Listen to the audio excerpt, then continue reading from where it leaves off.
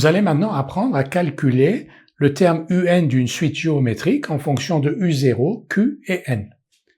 Soit UN une suite géométrique de raison Q et de premier terme U0 pour tout N de grand N, UN égale U0, Q puissance N. UN égale U0, Q puissance N. Cette formule, il faut la connaître absolument par cœur.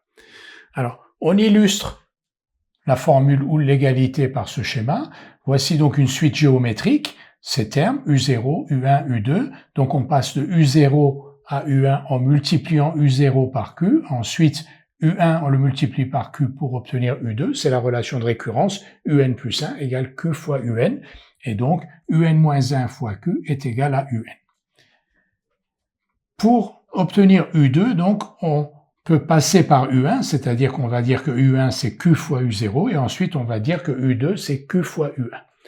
Mais le passage par U1 n'est pas forcément obligatoire, parce que pour aller de U0 à U2, si je puis dire, on multiplie par Q, U0 par Q, et ensuite QU0, c'est-à-dire U1, on le multiplie par Q.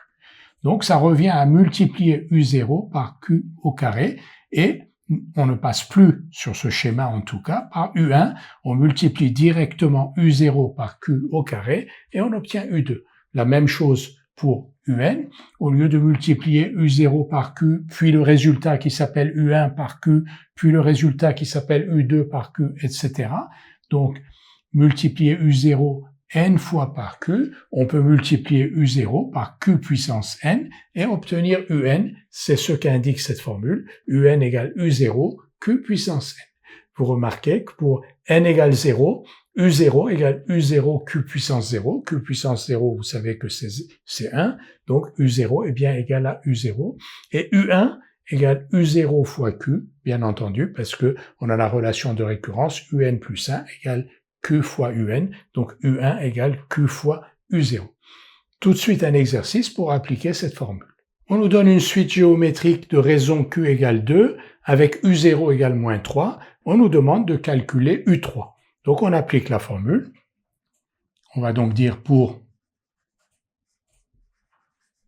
tout n de grand N, UN égale U0 Q puissance n, donc moins 3 Q puissance n, c'est-à-dire 2 puissance n, et donc pour n égale 3, c'est U3 que l'on cherche, U3 égale moins 3, 2 puissance 3, 2 puissance 3 c'est 8, moins 3 fois 8 c'est moins 24. Donc avec cette formule, on peut calculer U5, U7, n'importe quel UN, donc UN égale moins 3 fois 2 puissance n.